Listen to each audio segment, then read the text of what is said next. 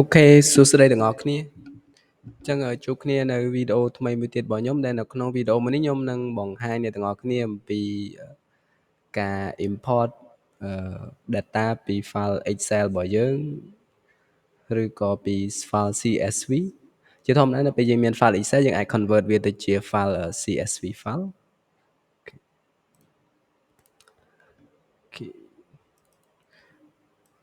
អញ្ចឹងនេះជា sample CSV file របស់យើងអញ្ចឹងបើសិនជាយើងជា file Excel យើងអាច save as ហើយយើង select មកតែទីតាំងដែលយើងចង់ save ទៅហើយយើង select extension មកថាខ្ញុំចូលកន្លែង save as ហើយខ្ញុំដាក់នៅកន្លែង download ហើយយើង select extension ហ្នឹងទៅហើយយើងយក CSV file ទៅ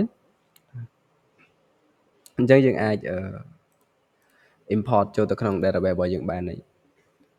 អញ្ចឹងនៅក្នុងវីដេអូនេះគឺខ្ញុំបង្ហាញពីការ import CSV file អញ្ចឹងយើងមើលក្នុងនេះយើង make sure ថា file name របស់យើងគឺជាឈ្មោះ table ដែលយើងចង់បានអញ្ចឹងបើសិនយើងចង់បាន table របស់យើងឈ្មោះអីគេគឺយើងដាក់ឈ្មោះ file របស់យើងគឺដូចគ្នា recommendation គឺយើងដាក់អក្សរតូចទាំងអស់ទៅហើយនៅក្នុងនេះគឺជា column របស់ table របស់យើងអញ្ចឹងបើយើងចង់បាន column មួយផ្សេងយើងអាច add uptime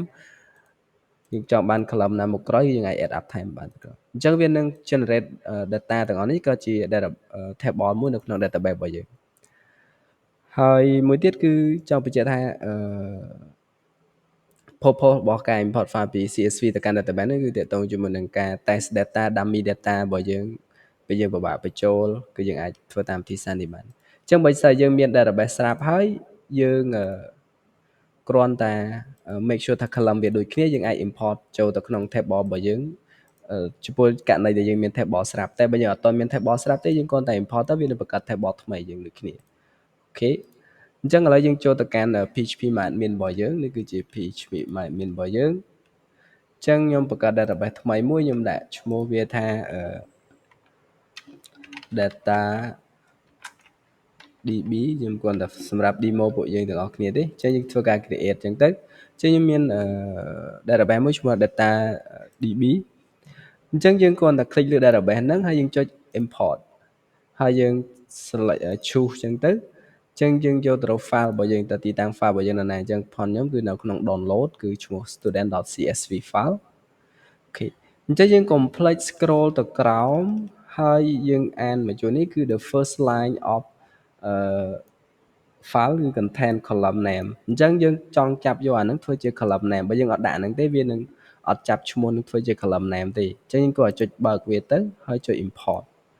អញ្ចឹងវានឹងបង្កើត table មួយឈ្មោះ student following file របស់យើង file យើងឈ្មោះ student ហើយវាយក column របស់យើងធ្វើជា column នៅក្នុង database ហើយនឹង data របស់យើងបាន add ចូល